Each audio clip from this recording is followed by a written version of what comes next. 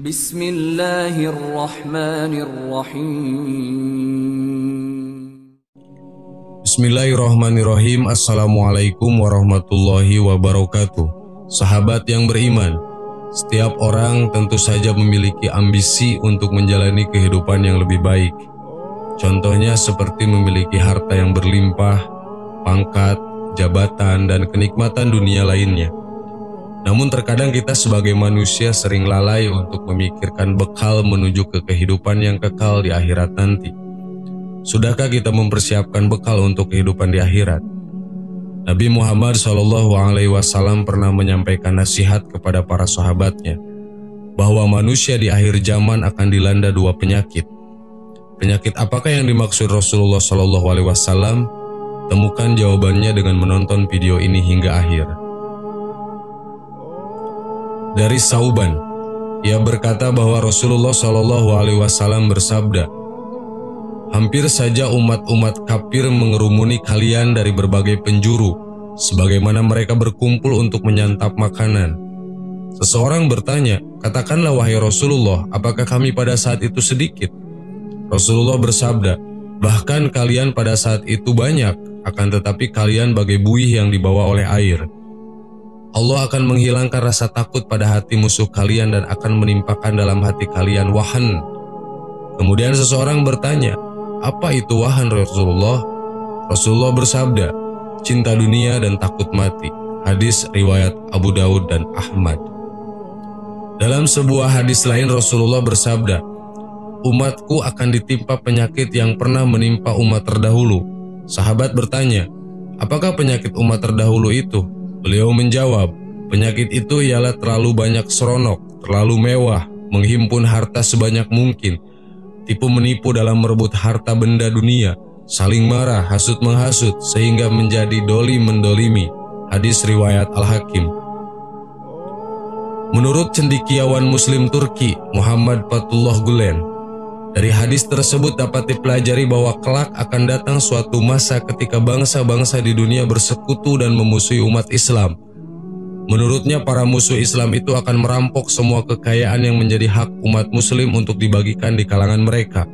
Bahkan melalui hadis tersebut diketahui, meski dalam jumlah banyak namun muslim tidak memiliki kekuatan di hadapan bangsa-bangsa yang bersekutu memusuhi Islam. 1. Cinta dunia. Sikap ini ditandai dengan besarnya ambisi seseorang untuk mengejar dunia tanpa berpikir tentang akhiratnya. Padahal sejatinya hidup di dunia ini hanyalah persinggahan saja.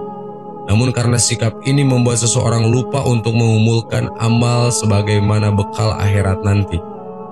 Lihatlah di tengah-tengah kita saat ini berapa banyak orang-orang yang tersangkut korupsi, berapa banyak orang-orang yang menjual narkoba sehingga mereka masuk ke dalam penjara. Apa sebenarnya yang mereka kejar? Yang mereka kejar adalah uang, kekayaan, dan kekuasaan. Mereka seakan-akan diputar di dunia sehingga tidak terselip sedikit pun dari tindakan itu bekal untuk menuju akhirat. Padahal Allah Subhanahu wa Ta'ala telah mengingatkan kita untuk tidak melampaui batas dalam mengejar dunia, karena orang-orang yang seperti itu Allah sudah siapkan tempatnya di neraka.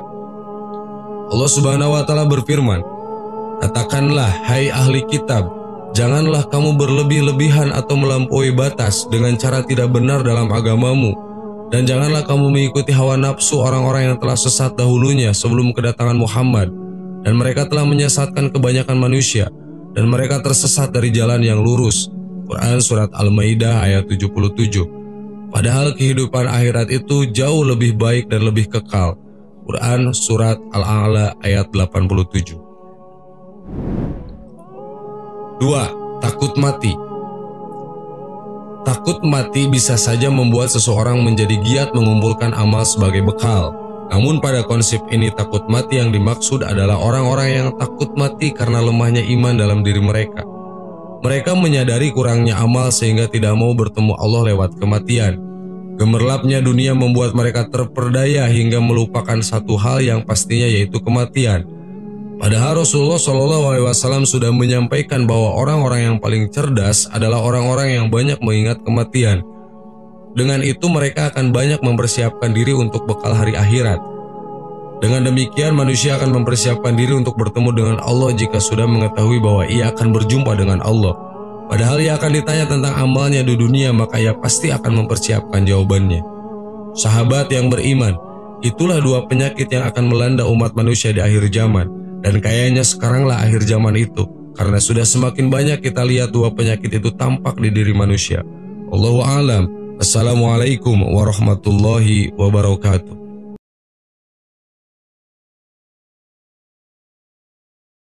Bismillahirrahmanirrahim. Assalamualaikum warahmatullahi wabarakatuh. Sahabat yang beriman, sebagai manusia kita membutuhkan asupan energi yang dapat menyeimbangkan kondisi tubuh. Kita tidak bisa hidup jika tidak makan dan minum. Sebab kita adalah makhluk hidup, tentunya akan hidup jika diberi nutrisi.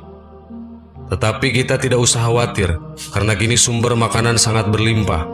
Berbagai macam jenisnya pun ada hanya untuk kita. Tibalah di akhir zaman, sang lelaki bermata satu akan tiba di dunia ini. Dialah Dajjal, orang yang akan menggoncangkan keimanan seseorang. Maka jika tidak ada iman yang kuat dan kokoh, cukup sulit bagi kita untuk terhindar dari rayuan Dajjal. Sebab ia memiliki cara yang ampuh untuk membuat manusia melihat bahwa apa yang benar itu menjadi salah dan yang salah menjadi benar. Bukan hanya itu, kedatangan Dajjal dapat membuat umat Islam kelaparan. Pasalnya, salah satu tanda kedatangan Dajjal ialah akan tibanya musim paceklik selama 3 tahun. Hal itu menandakan bahwa kita tidak akan merasakan rezeki yang berlimpah seperti saat ini, melainkan keadaan kekeringan, kelaparan itulah yang akan kita rasakan. Sesungguhnya 3 tahun sebelum kemunculan Dajjal, di tahun pertama, langit menahan sepertiga air hujannya, bumi menahan sepertiga hasil tumbuhannya. Dan di tahun kedua, langit menahan 2/3 air hujannya dan bumi juga menahan 2/3 hasil tanamannya. Dan di tahun ketiga, langit menahan seluruh yang ada padanya dan begitu pula bumi, sehingga binasalah setiap yang memiliki gigi pemanah dan kuku. Jika demikian, kita makan apa? Dalam hadis riwayat Ahmad, Asma berkata, akan tetapi mereka tidak mendapatkan apa-apa sehingga aku khawatir terkena musibah kelaparan. Dan apa yang bisa dimakan oleh kaum mukmin pada waktu itu? Nabi SAW menjawab, Allah mencukupkan kepada mereka dengan makanan yang diberikan kepada penduduk langit atau malaikat. Hadis riwayat Ahmad. Kita tahu bahwa malaikat itu tidak memiliki nafsu. Otomatis nafsu untuk makan dan minum pun tidak ada. Dan benar bahwa mereka itu tidak akan makan dan tidak pun minum. Apakah itu berarti kita pun tidak akan makan dan minum? Lantas apa yang kita makan? Asma berkata, wahai Nabi Allah, bahwasannya malaikat tidak makan dan tidak minum. Nabi menjawab, akan tetapi mereka membaca tasbih dan mensucikan Allah. Dan itulah makanan dan minuman kaum beriman saat itu, tasbih dan takdis. Hadis riwayat Abdul Rajak atau Yalisi Ahmad Ibnu Akasir. Sahabat yang beriman, hanya tasbih dan tasdiklah yang menjadi penguat kaum muslimin. Kita tidak akan merasakan bencana ini sebagai suatu masalah yang besar. Kita akan selalu yakin bahwa Allah selalu memberikan yang terbaik. Maka tidak akan ada kekhawatiran dalam hati kita atas apa yang akan terjadi selanjutnya. Amin. Wallahu a'lam. Assalamualaikum warahmatullahi wabarakatuh.